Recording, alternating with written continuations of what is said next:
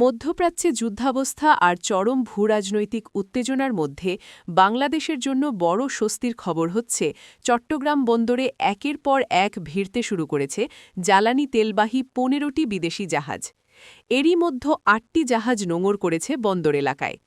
চট্টগ্রাম বন্দর কর্তৃপক্ষ জানিয়েছে, মধ্যপ্রাচ্যের বিভিন্ন বন্দর থেকে জ্বালানি নিয়ে রওনা হওয়া এই জাহাজগুলো গত ২৮ ফেব্রুয়ারি সংঘাত শুরু হওয়ার আগেই কৌশলগতভাবে গুরুত্বপূর্ণ হরমুজ প্রণালী অতিক্রম করতে সক্ষম হয়। বর্তমানে জাহাজগুলো ধাপে ধাপে বন্দরে ভিড়ছে এবং পণ্য খালাস কার্যক্রম শুরু হয়েছে। আমাদের কাছে গতকালকে পর্যন্ত যে জাহাজগুলোর তথ্য আছে, যেগুলো জ্বালানি সংক্রান্ত মালামাল নিয়ে এসেছে, যেমন এলএনজি, এলপিজি এ ধরনের মালামাল নিয়ে যে জাহাজগুলো স্ট্রেট অফ হরমুজ পার করে এসেছে, সেগুলোর একটা তথ্য অলরেডি আপনাদের সাথে শেয়ার করা হয়েছে। আরও জাহাজগুলো যখন নিয়মিতভাবে আসবে, সেটার আপডেট আমরা পেলে সাথে সাথে আপনাদেরকে শেয়ার করব।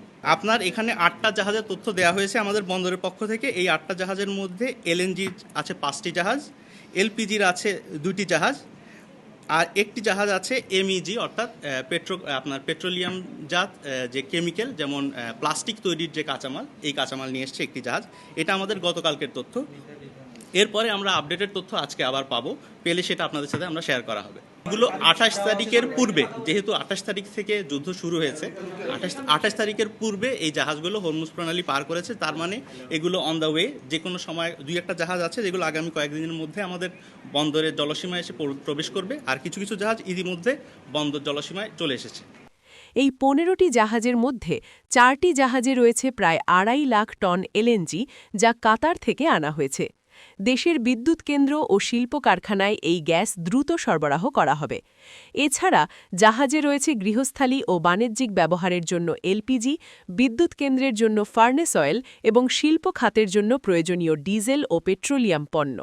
বাংলাদেশ পেট্রোলিয়াম কর্পোরেশন বা বিপিসি জানিয়েছে, দেশে বর্তমানে 15 দিনের পেট্রোল, 25 দিনের অকটেন এবং 14 দিনের ডিজেলের মজুদ রয়েছে। তবে কর্মকর্তারা সতর্ক করেছেন যে যুদ্ধ দীর্ঘায়িত হলে পরবর্তী জাহাজগুলো পৌঁছতে দেরি হতে পারে। এদিকে যুদ্ধের খবরে গত কয়েকদিনে দেশে জ্বালানি বিক্রির পরিমাণ অস্বাভাবিক হারে বেড়েছে।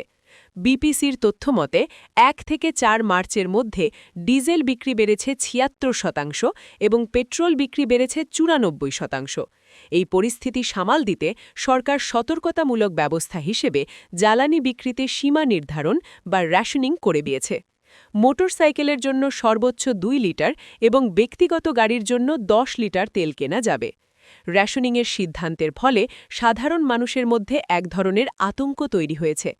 ঢাকা, চট্টগ্রাম, রাজশাহী সহ দেশের বিভিন্ন পাম্পে দীর্ঘ সারি দেখা গেছে। আমাদের সংবাদদাতারা জানিয়েছেন, অনেক পাম্পে তেল না পেয়ে চালকদের ফিরে যেতে হচ্ছে। চট্টগ্রামের ওয়াসা মোড়ে এক গাড়ি চালক জানান, 8টি স্টেশন ঘুরেও তিনি জ্বালানি পাননি। তবে বিপিসি বলছে, ভয়ের কিছু নেই।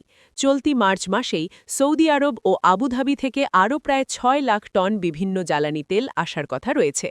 আতঙ্কিত হয়ে অতিরিক্ত মজুদ না করার জন্য সাধারণ মানুষকে অনুরোধ জানিয়েছে কর্তৃপক্ষ। আজ এ পর্যন্ত। আরও নতুন নতুন তথ্য পেতে নিউজ+24 এর সাথে থাকুন। ভালো থাকুন, সুস্থ থাকুন।